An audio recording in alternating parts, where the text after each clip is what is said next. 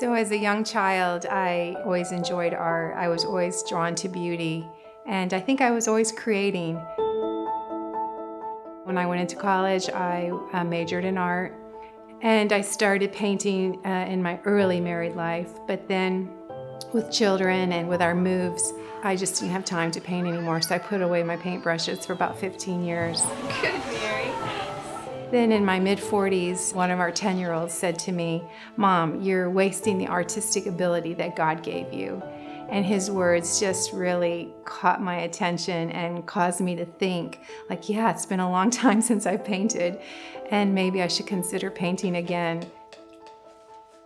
Maybe it was divine intervention, but a couple years after I started painting, a new art competition was launched called Art Prize, which gave independent artists like myself a new opportunity for tens of thousands of people to see my art and really to hear my voice. Then over the next several years, I was invited by various organizations to tell their stories and to help raise awareness. It started out where I would add 1 or 2 pieces to paintings, and then a third of a room, and then finally an entire installation covering an entire room. Courage Ablaze consists of the 3 7-foot pillars. So year after year, the work was evolving and the calling was strengthening. So much so that I felt called to get people involved in my artwork, thus changing the experience from a passive to an active one. And from this, viewers became part of the hope and healing installations that I really set out to accomplish.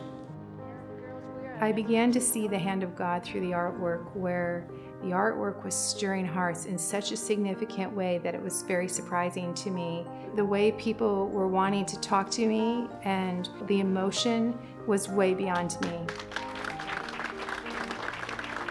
The challenges have been there, and yet trying to stay faithful through each one of these challenges and keep moving forward, and then trusting God that He was going to use the work the way He wanted it used, and He was going to fulfill His own purposes, and I just really was the backdrop of what God was doing.